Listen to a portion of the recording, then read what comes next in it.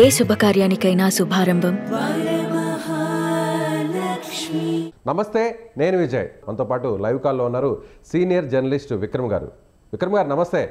నమస్కారం అండి. ఇప్పటికీ ఆల్రెడీ జనసేన కార్యకర్తలు కూడా పదే పదే సీఎం అని పిలుస్తుంటారు. సో డిప్యూటీ సీఎం నెంబర్ 2గా ఉన్నారు కాబట్టి సాటిస్ఫై అయ్యారు.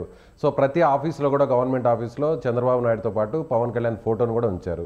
ఇప్పుడు డిప్యూటీ సీఎంని మళ్ళీ లొకేషన్ చేస్తే ఆ పరిస్థితి ఉంటుందా? అప్పుడు లోకేష్ ఫోటో కూడా పెడతారా గవర్నమెంట్ ఆఫీస్లో? అంటే ఇదండి, ఇప్పుడు ఒకటండి, పార్టీ శ్రేణులు పార్టీ కార్యకర్తల అభిప్రాయాలను పరిగణలోకి తీసుకోవాల్సినటువంటి బాధ్యత పార్టీ అధ్యక్షులుగా అందరి మీద ఉంటుంది, ఏ పార్టీలోనే ఉంటుంది. అంత మాత్రం చేత ప్రతి డిమాండ్కి తలొగ్గాల్సినటువంటి అవసరం ఉండదు. అందులో ఏది సముచితంగా ఉంటుంది, ఏది పార్టీకి ఉపయోగపడుతుంది, ఏది రాష్ట్రానికి ఉపయోగపడుతుంది అనేటువంటిది చూడాలి.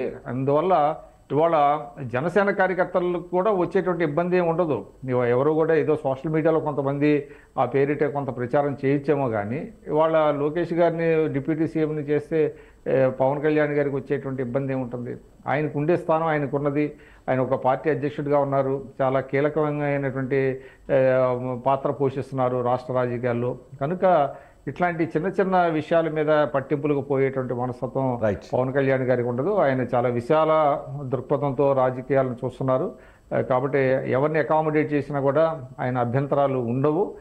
ఏదైనా సోషల్ మీడియాలో మీరు అన్నట్టుగా అక్కడక్కడ కొన్ని ఉన్నా కూడా అవి సరి చేసుకొని అందరూ కూడా వెళ్ళేటువంటి అవకాశం ఉంటుంది తప్ప ప్రతిపక్షానికి అవకాశం ఇచ్చేటువంటి అవకాశం అయితే లేదండి. రైట్ అండి, థ్యాంక్ యూ విక్రమ్ గారు. ఇది సీనియర్ జర్నలిస్ట్ విక్రమ్ గారు చెప్తున్నట్టుగా ఖచ్చితంగా పవన్ కళ్యాణ్ దూకుడుగా వ్యవహరించడం వల్లే తెలుగుదేశం పార్టీలో కొందరు నాయకులు ఇలా మాట్లాడుతున్నారు. అయితే ఈ విషయంలో చంద్రబాబు నాయుడు చాలా సున్నితంగా వ్యవహరించబోతున్నారు. వెంటనే కార్యకర్తల డిమాండ్కు తగ్గట్టుగానే వెంటనే ఇప్పటికిప్పుడు ఈ నిర్ణయం తీసుకోకపోయినా భవిష్యత్తులో ఈ నిర్ణయం మీద ఒక ఆలోచన చేసే అవకాశం లేకపోలేదని ఆయన చెప్తున్నారు. Thank you so much.